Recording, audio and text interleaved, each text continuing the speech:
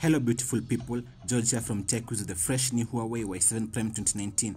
We're going to unbox it and set it up, have a run through the software, hardware and everything else you need to know if you think picking up the phone. The Y7 Prime 2019 is one of the most exciting smartphones from Huawei this year in its Y series, as it packs mid-range and flagship specs at an affordable price. Here's the smartphone itself. We'll put it aside very briefly while you check out the rest of the package.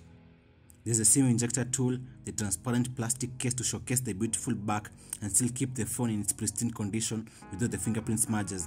There's a quick start guide. You also get a 3-pin power adapter, a USB cable, some earphones and a protector.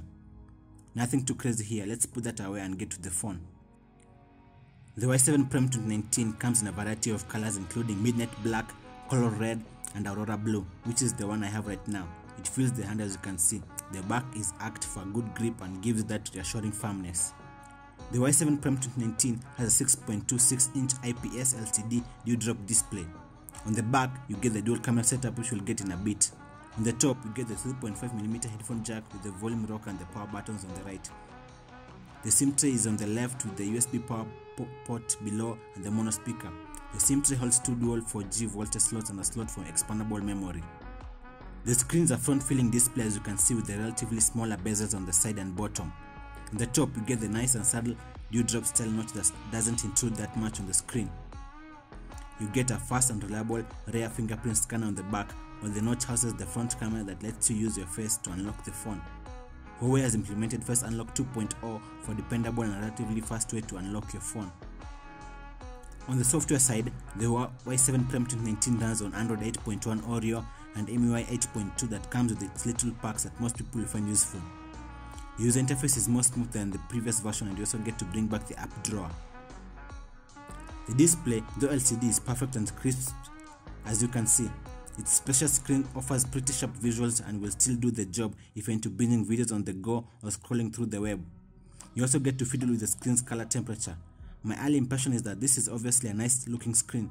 The tiny notch is a handy bonus too. If you don't like it, there's an option to disable, but why would you do that? Honestly, I loved it.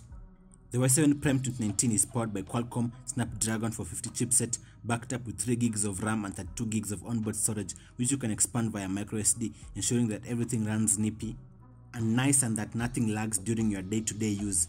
Stay tuned for a full review coming soon. The Y7 Prime 2019 comes packed with a massive battery with a capacity of 4000 mAh, similar to the one in the Mate 20, and should keep you going all day easily. There's also intelligent power saving modes to squeeze more out of the battery when you're nowhere near a place you could charge it. On the cameras, the Y7 Prime 2019 gets a dual camera rear setup, a 13MP and 2MP sensor and an LED flash.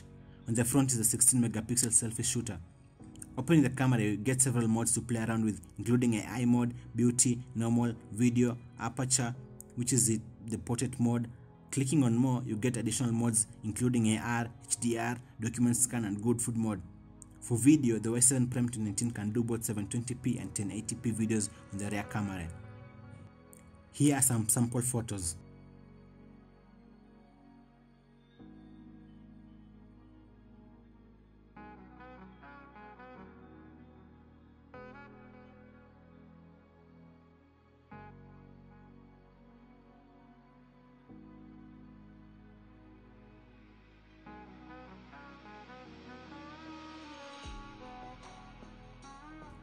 I'll go ahead and put my SIM cards and make the Y7 Prime 2019 my daily driver to see how it holds up and if it's worth the money.